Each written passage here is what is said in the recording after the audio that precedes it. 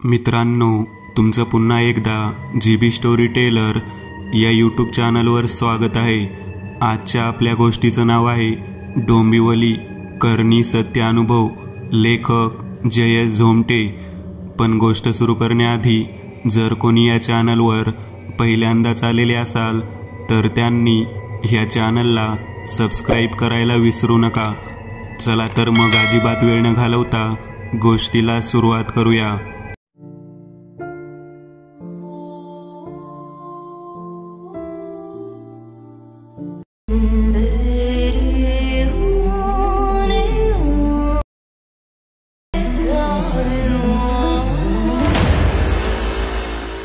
नमस्कार।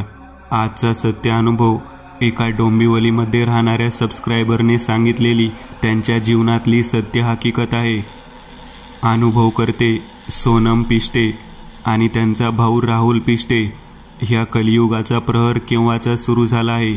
माणसाची मानसिकता इतक्या खालच्या पातळीवर पोहोचली आहे की त्याला आपलं कोण आणि परक कोण ह्याची सुद्धा जाण राहिली नाही। तर आजचा अनुभव करण्याविषयी आहे। ह्या आजच्या अनुभवात आपण पाहणार आहोत की आपल्या रक्ताच्या नात्यातलाच माणूस कसा वैरी बनतो ते। काही माणसं स्वतःच्या चेहऱ्यावर चांगुलपणाचा मुखवटा लावून ह्या जगतात वावरत असतात। वरचेवर ही माणसं आपल्याला असं भासवतात की आम्ही तुम्हाला आमच्या परिवारातलं मानतो, स्वतःचं मानतो। आपल्याशी बोलताना ही माणसं नेहमीच हसून बोलत असतात। तुमच्या घरात काही चांगलं झालं, नवीन फ्रीज घेतलं, गाडी घेतली, घर घेतलं किंवा चांगली नोकरी लागली की ही सर्व माणसं घरी येऊन आपलं अभिनंदन करतात। ह्यांच्या चेहऱ्यावर असा काही आनंद असतो की समोरच्याला असं वाटतं की खरंच हा माणूस किती चांगला आहे। मागच्या जन्मी न जाणे कोणतं पुण्य केलं असावं की अशी माणसं भेटली। पण खरं पाहता प्रत्येक गोष्टीला एक बाजू नसते। कोर्टात उभा राहणारा वकील हा दोन नाण्याचा असतो, चांगला आणि वाईटही। तसंच आपल्या आजूबाजूला राहणाऱ्या माणसाचंही असतं। वरचे वर जरी ही माणसं चांगली वागत असली तरी त्यांच्या मनात एक आसुरी कपट लपलेलं असतं। तुमच्या प्रत्येक यशामागे यांचा जळफळाट होत असतो, पण ते चेहऱ्यावर तसं दाखवत नाही। तुमचं कोणतंही चांगलं झालेलं काम ह्यांच्या मनाला सतत खुपत असतं।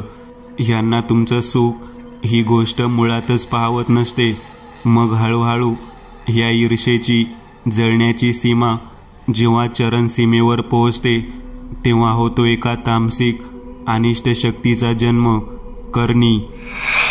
मित्रांनो, जर एखाद्या व्यक्तीविषयी कुणाच्याही मनात अतिशय तीव्र तिरस्कार, द्वेष, राग, सूड घेण्याची तीव्र इच्छा निर्माण झालेली असेल परंतु त्याच्यात प्रत्यक्ष कृती करण्याची क्षमता नाही, अशा हतबल व्यक्ती त्यांच्या भावना करणीसारख्या कृतीतून व्यक्त करतात व ह्यालाच करणी म्हणतात। तर या पाहुयात काय घडलं होतं पिष्टे कुटुंबियांसमवेत। वर्ष 2001, डोंबिवली। सोनम पिष्टे, वय वर्ष 23। हिची नुकतीच हेमटोलॉजिस्ट पदी निवड झाली होती। तिच्या परिवारात हेमचंद्रराव, तिचे बाबा लहानपणीच वारले होते। नवऱ्याच्या मृत्यूनंतर सोनम यांची आई कुसुम हेमचंद्र पिष्टे, वय वर्ष 52, ह्यांनी न खचता दुसऱ्यांच्या घरी भांडी घासून मुलांचं शिक्षण सुरू ठेवलं होतं। मोठ्या कष्टांनी त्यांनी संसाराचा गाडा पुढे सरकवला होता।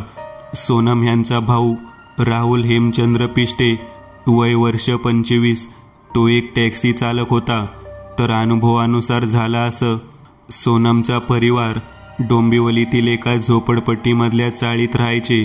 त्या चाळीत सोनमचा सख्खा मामा आणि त्याचा परिवारही राहत होता। सोनम आणि तिचा भाऊ राहुल दोघांनीही चिकाटीने पै गोळा करून 2001 मध्ये डोंबिवलीत एका बिल्डिंगमध्ये फ्लॅट घेतला। कुसुमबाईंना आपल्या मुलांवर फारच गर्व होत होता, कारण त्यांची इतकी वर्ष कष्ट केल्याची मेहनत वाया गेली नव्हती। तिचं फळ मुलांमार्फत मिळत होतं।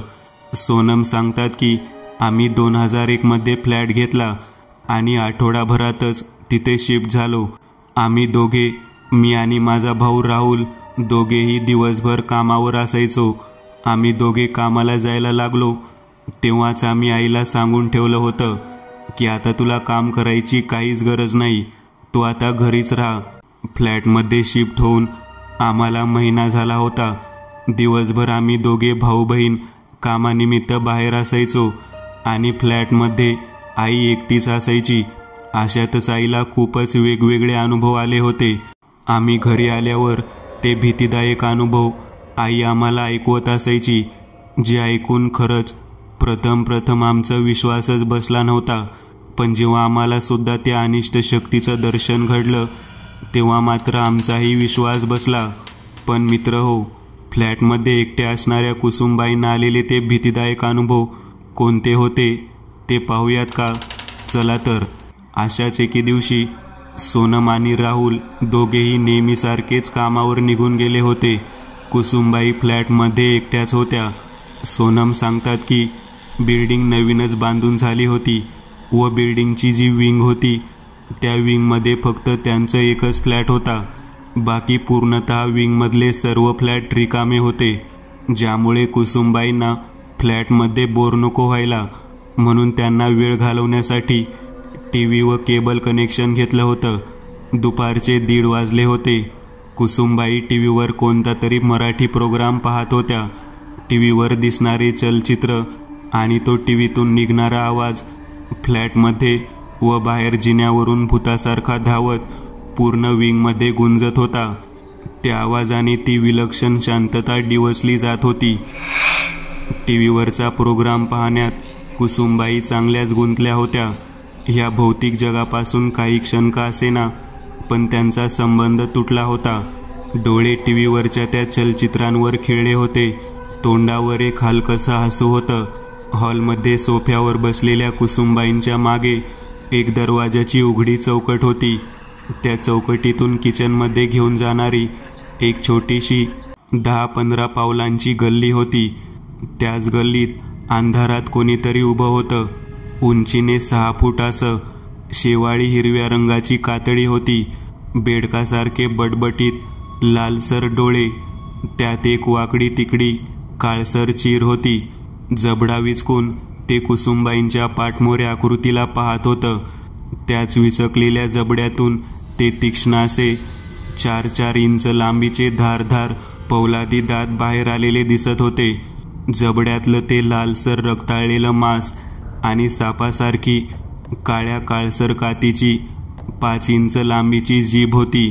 असं म्हणतात की निसर्गामार्फत मानवी शरीराला काही शक्ती प्रदान झाल्या आहेत.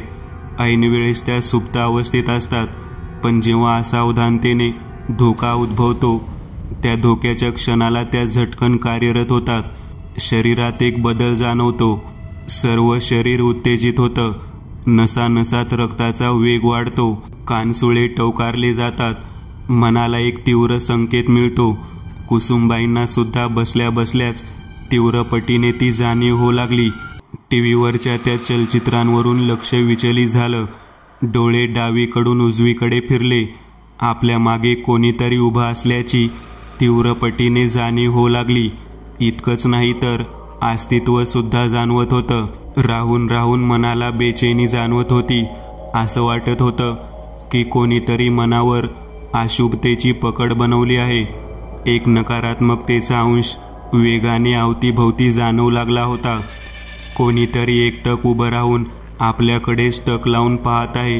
ही भावनाच कुसुमबाईंच्या छातीतला श्वास थांबवून गेली होती. कुसुमबाईंनी एक वेळ चोरट्या नजरेने दरवाजाकडे पाहिलं. दरवाजा तर बंद आहे. मग ते जे कोणी होतं ते आत कसं आलं? शेवटी कुसुमबाईंनी कसा तरी धीर एकवटला. जे होईल ते होईल म्हणत त्यांनी गरकन वळून मागे पाहिलं, पण मागे कोणीही नव्हतं. परंतु किचनची पूर्णतः खोली कुसुमबाईंना 10 सेकंदाकरिता पूर्ण काळ्या कुट्टा अंधारात बुडालेली दिसली होती.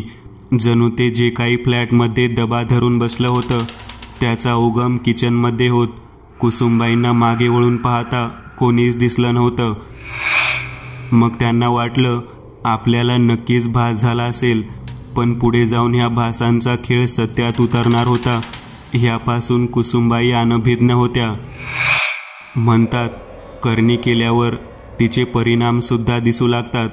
सोनम सांगतात की आम्हाला सुद्धा काही गोष्टी जाणवल्या होत्या, ते त्यांच्या हकीकतीनुसार ऐकूयात. सोनम सांगतात की फ्लॅटमध्ये जेव्हा आम्ही प्रथम राहायला आलो तेव्हा फ्लॅटमध्ये मन प्रसन्न इंत करणारं वातावरण असायचं. फ्लॅटमध्ये असलेल्या खिडक्यांमधून चिमण्या हॉलमध्ये येऊन इकडून तिकडे चिवचिव करत फेऱ्या मारायच्या. आई, दादा, मी, सर्वांचा मूड अगदी ताजातवाना असायचा. फ्लॅटमध्ये नेहमीच हवा खेळती राहायची. पण जेव्हा आईने आम्हाला तिला होणारे भास सांगितले तेव्हापासून फ्लॅटमधलं पूर्ण वातावरणच बदललं. मनावर सतत दुःखी उदासीन भावनाचा अंमळ असल्याची जाणीव होत असायची.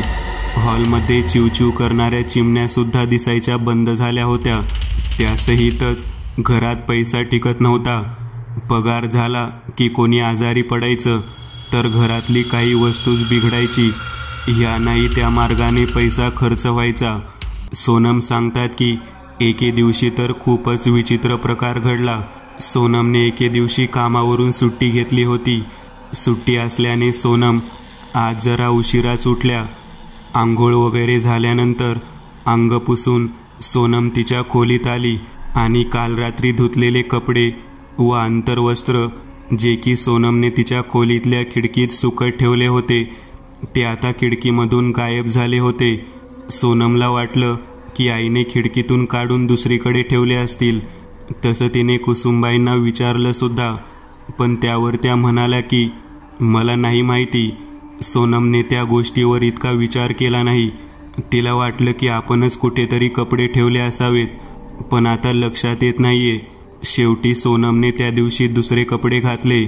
सोनमला हे ठाऊक नव्हतं की तिचे कपडे चोरीला गेले होते आणि अनभिज्ञ आजान असलेल्या सोनमला हेही ठाऊक नव्हतं की त्या कपड्यांचा वापर एका नीच, धूर्त, कपटी हेतू साध्य करण्यासाठी होणार आहे.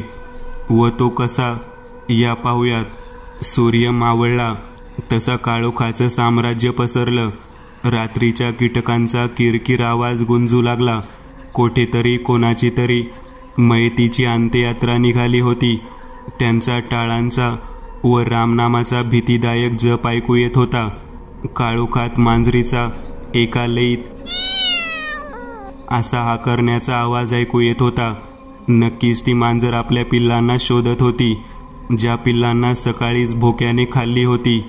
काळ्याभोर ढगानाड चंद्राची कोर लपून बसलेली काहीतरी अघटित घडण्याच्या मार्गावर होतं. सोनम आपल्या खोलीत गाढ झोपली होती. बिल्डिंगच्या अवतीभोवती सारा परिसर अगदी विलक्षण शांततेत तब्दील झाला होता. सोनमच्या बंद डोळ्यानाड काळ्याभोर पटलांवरती एक चित्रफीत फिरत होती. एक 10 बाय 10ची लाल रंगाची खोली दिसत होती. खोलीत मधोमध एक लालसर आगीचा हवनकुंड पेटलेला. त्या हवनकुंडातल्या आगीच्या प्रकाशाने सर्व खोली लाल रंगाने रंगली होती. हवनकुंडासमोर एक लाल रंगाची साडी घातलेला किन्नर बसलेला. काळ्या चामडीचा खप्पड चेहरा, काजळ घातलेले डोळे, चेटकी नाक, काळशार ओठ, गर्द भुवया, गालांवर पिंपल होऊन मोठे मोठे खड्डे पडले होते. त्याच्या तोंडावाटे कन्नड भाषेत क्लिष्ट शब्दांत मंत्रोच्चार सुरू होता. पेटत्या हवनकुंडाच्या अवतीभोवती नाना तऱ्हेच्या अभद्र वस्तू मांडल्या होत्या. काळे बिबे, अंडी, 3 काळ्या भुसा भरलेल्या बाहुल्या. तिन्ही बाहुल्यांच्या अंगाला काही गुंडाळून ठेवलं होतं. केस, कपड्याच्या चिंध्या, मातीची पिशवी. त्या किन्नर मांत्रिकाने आपला डावा हात वर केला.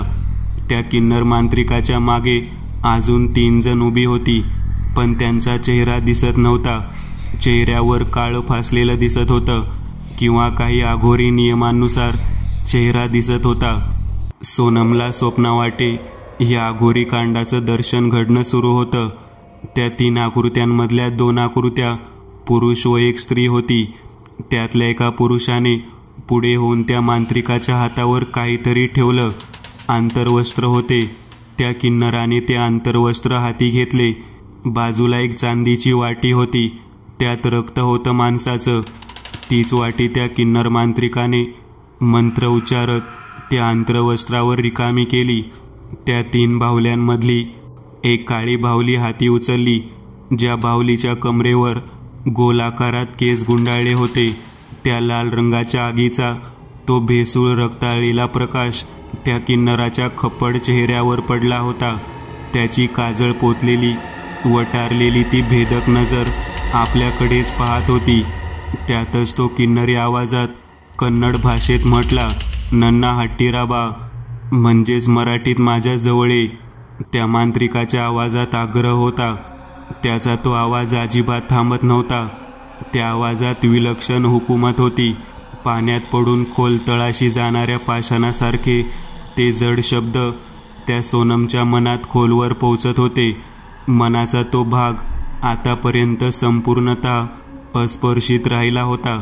दगडावर चिन्नी हातोड्याने कोरल्यासारख्या त्या आज्ञा होत्या, कधीही न पुसल्या जाणाऱ्या. मान्य करणाऱ्यांमधल्या त्या आज्ञा विरोध करणं सोपं नव्हतं. सोनमचा आत्मा निशांत होता. सर्व शरीर त्या अमानवीय काळ्या जादुई शक्तीच्या अंमलाखाली जखडलं गेलं होतं. सोनमच्या बंद डोळ्यांआड शरीराची हालचाल झाली. कमरे इतकं शरीर बेडवर उठून बसलं. मग पावले बेडवरून खाली फरशीवर पडली. सर्व शरीर झोपेतच उठून उभं राहिलं आणि एका कळसूत्री बाहुलीसारखी सोनम पुढे पुढे चालू लागली. खोलीचा दरवाजा उघडून ती बाहेर आली. काही पावलांनी सोनमने हॉलचा दरवाजा गाठला. हॉलमध्ये कुसुमबाई जमिनीवर अंथरूण टाकून झोपल्या होत्या आणि त्यांची झोप नेहमीच सावध असायची. अवतीभोवती इतका सन्नाटा होता की कुसुमबाईंच्या बंद डोळ्यांआड कानांवर तो दरवाजाची बिजागरी ओढून अवतीभोवती इतका सन्नाटा होता की कुसुमबाईंच्या बंद डोळ्यांआड कानांवर तो दरवाजाची बिजागरी ओढून काढल्याचा आवाज अलगद कानांवर पडला. तसे झपकन कुसुमबाईंनी डोळे उघडले. मान पटकन दरवाजाच्या दिशेने वळली. समोर पाहताच कुसुमबाईंना दरवाजासमोर अगदी प्रेतासारखी ताट उभी आपली लेक दिसली. "सोने," कुसुमबाईंनी पटकन आवाज दिला, पण वशीकरणात अडकलेल्या सोनमला ती हाक ऐकू गेली नाही. "सोने, अगं इतक्या रात्री कुठे चाललीस?" कुसुमबाई बोलल्या. परंतु तरीसुद्धा सोनमचं ह नाही की हू नाही. सोनमने दोन्ही हात दरवाजाच्या हँडलवर ठेवले. सोनमच्या सर्व हालचाली कुसुमबाईंना संशयास्पद वाटू लागल्या. न जाणे पण का कुसुमबाईंना कसला तरी धोकासुद्धा जाणवला व झटकन कुसुमबाई अंथरुणातून उठल्या. धावतच सोनमजवळ पोहोचल्या.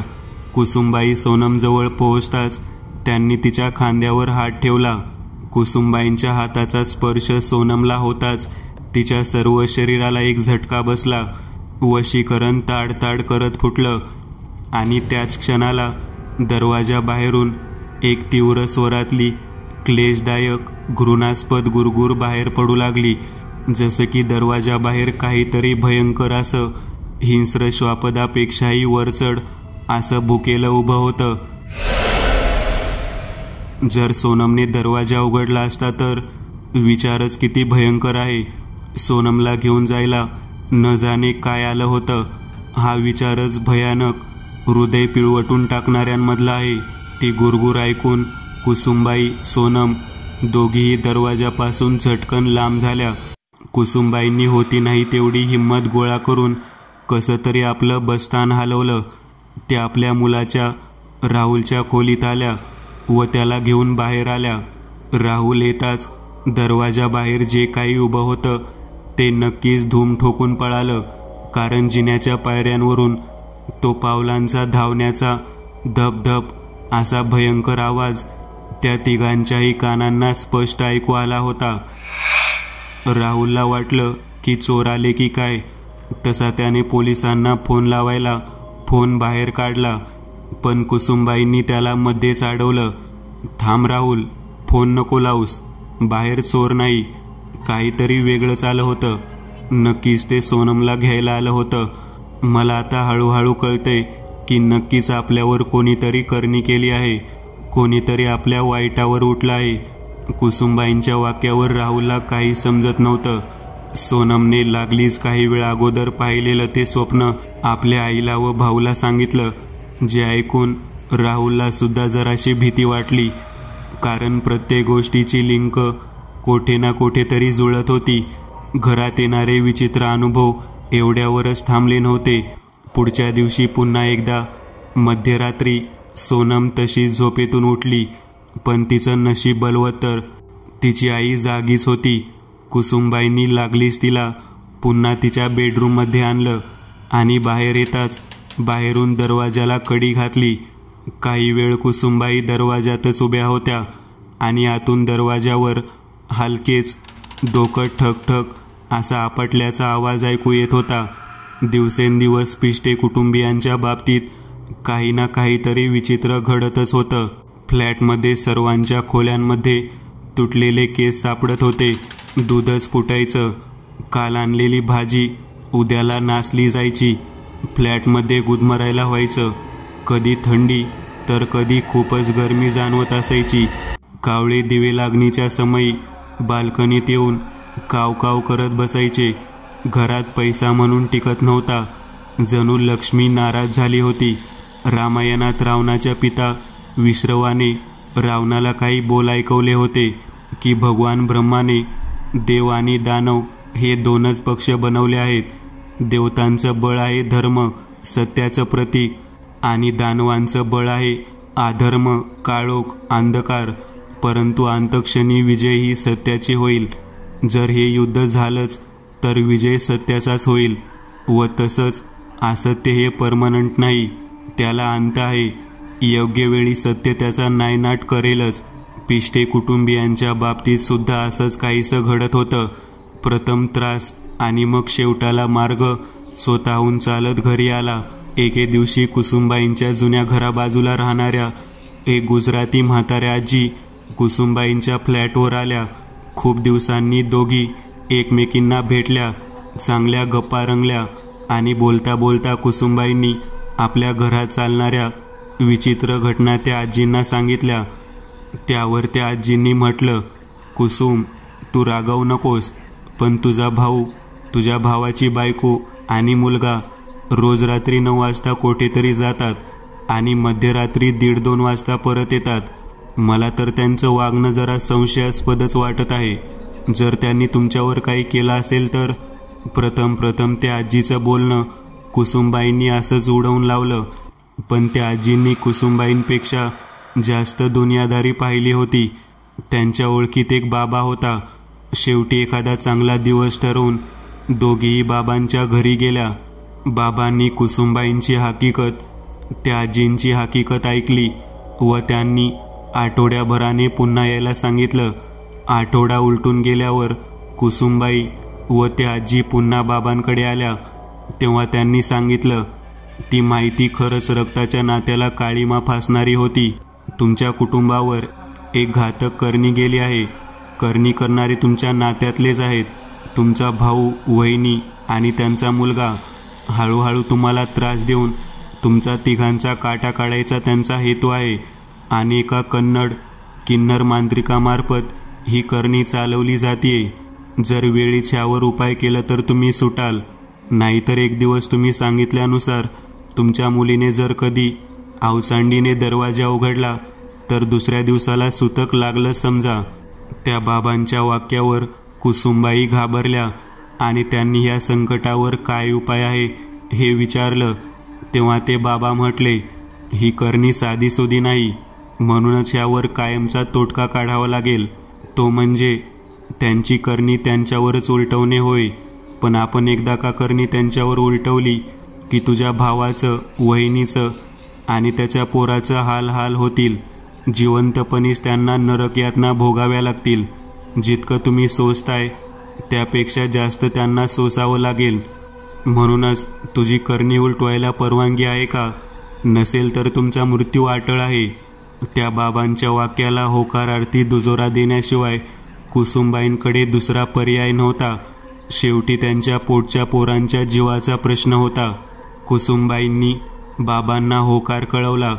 बाबांनी प्रथम त्यांच्याकडून काही दक्षिणा घेतली, कारण दक्षिणा घेतल्याशिवाय फळ येत नाही. हा रिवाज असतो. बाबांनी शेवटला कुसुमबाईंना सांगितलं, या अमावस्येला मी करणी उलटवील तेव्हा घरात काहीतरी फुटेल. काचेचा आरसा, फोटो, घड्याळ किंवा भिंतीला तडा जाईल. जर ह्यामधलं काही झालं तर समजून जा, ती नकारात्मक शक्ती तुमच्या घरातून निघून गेली आहे. आणि हो, दुसऱ्या दिवशी सकाळी सर्व घर साफ करून टाक. बाबांना हात जोडून कुसुमबाई, आजी दोघी आपापल्या घरी निघून गेल्या. ठरल्याप्रमाणे अमावस्येला कुसुमबाईंच्या फ्लॅटमध्ये असलेलं फिश टँक आपोआप फुटलं होतं. सर्व मासे तडफडून मरून गेले होते. करणी उलटवल्याचे हे संदेश होते. दुसऱ्या दिवशी कुसुमबाईंनी सर्व घर साफ केलं तेव्हा त्यांना किचनमध्ये गॅसखाली एक तपकिरी रंगाचा टाचण्यात टोचलेला लिंबू मिळालेला, जो की कुसुमबाईंच्या वहिनीनेच एकदा फ्लॅटवर येऊन तिथे टाकला होता. करणी उलटवली गेल्यानंतर कुसुमबाईंच्या घरातलं वातावरण पुन्हा एकदा प्रसन्नहिंत झालं होतं. सर्व काही पहिल्यासारखं सुरळीत सुरू झालेलं. पण काही महिन्यानंतरच त्यांचा भाऊ हृदयविकाराचा झटका येऊन दगावला. वहिनीला लकवा मारला व त्यासुद्धा 3-4 महिन्यांनी दगावल्या आणि त्यांच्या मुलाला वेड्याचे झटके आले. तर मित्र हो, म्हणूनच कधी कोणाचं वाईट पाहू नये, कारण तो सर्व पाहत असतो. तोच एक ह्या सृष्टीचा रचेता. ही करणी उलटवल्याची हकीकत कुसुमबाईंनी त्यांच्या मुलांना आपल्या अंतिम क्षणाला दिली होती. मित्रांनो, आज पुरतं एवढंच. तुम्हाला जर काही गोष्ट आवडली असेल तर नक्की लाईक करा. तुमच्यापैकी बरेचसे जण व्हिडिओ लाईक न करताच पळून जातात, पण हा जर व्हिडिओ तुम्ही लाईक केला तर मला जरा बरं वाटेल आणि असेच भारी भारी व्हिडिओ बनवायची माझ्यात एनर्जी येईल. त्यामुळे नक्की लाईक करा. आणि अजूनही कोणी या चॅनलला सबस्क्राईब केलेलं नसाल तर लगेच सबस्क्राईब करून टाका. आणि बाजूची घंटी ती मात्र दाबायला विसरू नका. देवाची घंटी आहे ती. चला तर मग पुन्हा भेटूया अशीच एक आगळी वेगळी गोष्ट घेऊन पुढच्या